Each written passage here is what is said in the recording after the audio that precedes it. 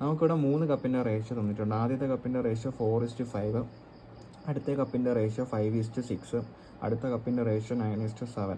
പിന്നെ ഇതെന്ന് വെച്ചാൽ 9 യൂണിറ്റ് അല്ലേ, ഇത് 11 യൂണിറ്റ്, ഇത് 16 യൂണിറ്റ്. 9 യൂണിറ്റിൻ്റെ വാല്യൂയും ക്വസ്റ്റ്യനിൽ തന്നിട്ടുണ്ട്. നമ്മൾ ആദ്യത്തെ കപ്പിൽ നിന്ന് 36 ലിറ്ററാണ്. അതായത് ഇപ്പം 9 യൂണിറ്റ് എന്ന് വെച്ചാൽ 36, 1 ലിറ്റർ എന്ന് വെച്ചാൽ ഇപ്പോൾ എത്രയായി? 4 1 യൂണിറ്റ് എന്ന് വെച്ചാൽ 4 ലിറ്ററായി.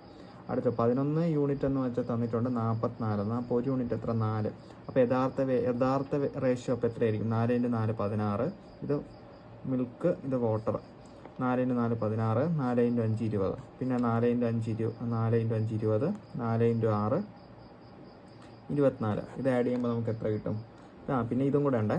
ഇവിടെ നമുക്ക് അറിയത്തില്ലല്ലോ, 9x-ഉം 7x എടുക്കാം. ഇതെല്ലാം കൂടെ ആഡ് ചെയ്യുമ്പോൾ നമുക്ക് 1:1 റേഷ്യോ വരാനുള്ളത്. നമുക്ക് ഈ ഇക്വേഷൻ സോൾവ് ചെയ്താൽ മതി. അതായത് 16 + 20 + 9x / 20 + 24 + 7x = 1/1 വരണം. അതായത് ഇപ്പോൾ എത്ര കിട്ടും? 36 + 9x / 44 + 7x. 44 + 7x ചെയ്യുമ്പോൾ നമുക്ക് എത്ര കിട്ടണം? 1/1 കിട്ടണം. ഇക്വേഷൻ സോൾവ് ചെയ്യാം. അപ്പോൾ എത്ര? 36 + 9x = 44 + 7x. ഇത് ചെയ്യുമ്പോൾ 2x = 8, x = 4.